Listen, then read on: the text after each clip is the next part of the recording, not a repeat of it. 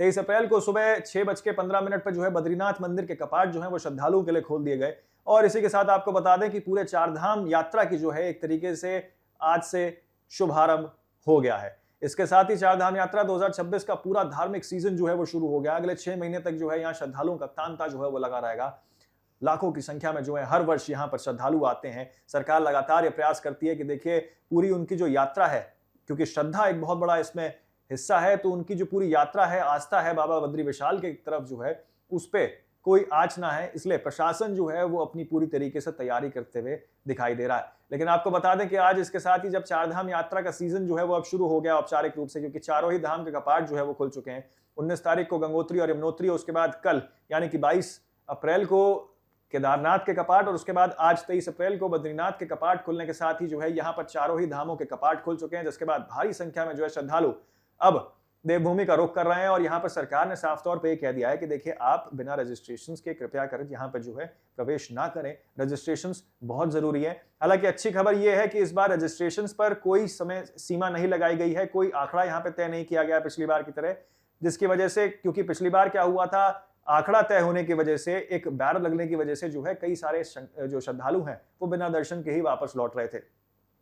इसी को मद्देनजर जो है यहाँ पर सरकार ने अब ये फैसला लिया है कि देखिए इस बार जो है कोई लिमिट यहाँ तय नहीं की गई है, लेकिन हाँ रजिस्ट्रेशन यानी कि पंजीकरण बहुत ज्यादा अनिवार्य है। ऑफलाइन और ऑनलाइन दोनों तरीकों से जो है आप यहाँ पर पंजीकरण अपना करा सकते हैं, क्योंकि हजारों की संख्या में जो है भक्त वो उत्तराखंड आएंगे और यहाँ पर जो है इस आस्था के सैलाब में जो है उमड़ेंगे। लेकिन आपको बता दें कि प्रशासन लगातार भीड़ को नियंत्रण करने और सुरक्षा के कड़े इंतजाम भी यहाँ पर कर रहा है। लेकिन अच्छी खबर एक ये है कि आपको बता दें कि आज जब सुबह 6:15 पर बाबा बद्री विशाल के जो कपाट है उसको खोला गया, तो उसमें हजारों की संख्या में स्थानीय लोगों के साथ साथ श्रद्धालु देश विदेश से कोने कोने से जो है श्रद्धालु पहुंचे। उसके साथ जो है माना गांव, जिसे अंतिम गांव कहा जाता है, या यूं कहे जिसका नाम बदलकर अब जो है पहला गांव कर दिया गया है भाजपा सरकार द्वारा, वहां की महिलाओं ने जो है यहाँ पर पारंपरिक रीति रिवाजों से और नृत्य से, जागर से जो है यहाँ पर इस पूरे खुलने के कार्यक्रम का, ये जब से जो है इसके कपाट खुले हैं उसमें साक्षी रही।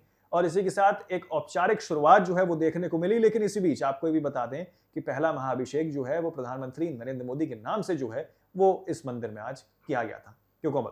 जी बिल्कुल, देखिए भारी तादाद पर जो है श्रद्धालु वहां पहुंचे हुए हैं, जो भक्तों के अंदर एक आस्था है, जो कपाट खुलते ही वहां पर हजारों की संख्या में जो है वो लोग वहां पहुंचे हुए हैं, श्रद्धालु वहां पहुंचे हुए हैं, तो कहीं ना कहीं अपने आप में एक बहुत बड़ी वो है तस्वीर है।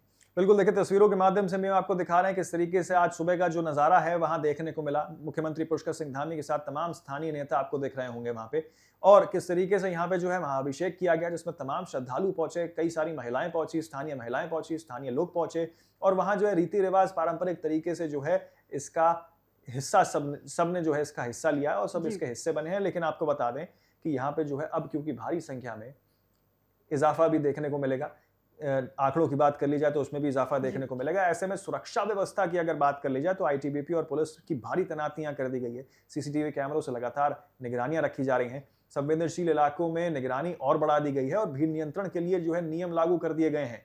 नए नियम की बात कर ली जाए तो मंदिर परिसर में मोबाइल फोन और फोटोग्राफी पर रोक लगा दी गई है। इसी के साथ आपको बता दें कि स्वास्थ्य जांच अनिवार्य ऑनलाइन कर दिया गया है। रजिस्ट्रेशन की प्रक्रिया पूरी तरीके से जो है यहाँ जरूरी कर दी गई है। और जैसा कि मैंने आपको बताया कि आप ऑफलाइन और ऑनलाइन दोनों माध्यमों से जो है यहाँ पर पंजीकरण यानी कि अपना रजिस्ट्रेशन जो है वो करवा सकते हैं। यात्रा मार्ग तैयार कर लिए गए हैं। बद्रीनाथ तक जाने वाले रास्तों की मरम्मत पूरी तरीके से हो गई है। इसी के साथ हिमालय क्षेत्र में बर्फ हटाने का काम भी जो है वो पहले ही पूरा कर लिया गया था।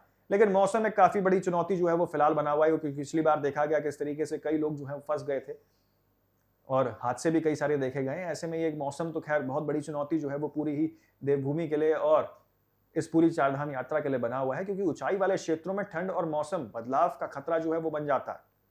प्रशासन ने यात्रियों को सावधानी बरतने की सलाह यहाँ पर दी है। लेकिन उसके बाद आपको बता दें कि धार्मिक माहौल की बात कर ली जाए तो आज जब जयकारों के साथ यहाँ जय बद्री विशाल के जयकारों के साथ जो है पूरा क्षेत्र जो है यानी कि पूरा चमोली क्षेत्र जो है वो गूंजमय हो उठा। मंदिर में विशेष पूजा और आरती भी यहाँ आयोजित की गई। इसी के साथ आपको बता दें कि यहाँ पर्यावरण के तौर पर जो है चेतावनी जरूर है। मौसम एक बहुत बड़ी चेतावनी है। बद्रीनाथ क्षेत्र में हैंगिंग ग्लेशियर और भूस्खलन का खतरा लगातार बनता जाता है, लेकिन अगर देखा जाए तो निगरानी सरकार लगातार यहाँ पर लगातार कर रही है। लेकिन आपको बता दें कि जिस तरीके से आज एक भक्ति का सैलाब जो है वो देखने को मिला है, इसके बाद लगातार ये अनुमान लगाया जा रहा है कि आने वाले समय में जो है श्रद्धालुओं की संख्या और बढ़ेगी, इजाफा जो है वो नंबरों में देखने को मिलेगा। और उसके बाद यहाँ पे जो है अब आज से जो है चारों ही धामों की शुरुआत औपचारिक रूप से हो गई है, क्योंकि चारों ही धाम के कपाट जो हैं वो खुल गए हैं। अगले 6 महीने के लिए जो है यहाँ पर ये कपाट खुले रहेंगे, जिसमें श्रद्धालुओं का आना जाना देश विदेश से यहाँ लगातार बना रहेगा। लेकिन सुरक्षा व्यवस्था को मजबूत करने के लिए सरकार चाक चौबंद है, क्योंकि भारी श्रद्धालुओं के आने की आगमन लगाई जा रही है और मौसम पे भी लगातार जो है वो नजरें यहाँ पर बनी हुई है। लेकिन चारधाम यात्रा 2026 को अतिरिक्त रूप से सकुशल संपन्न कराने के लिए प्रशासन लगातार जो है वो नियंत्रण भी कर रहा है।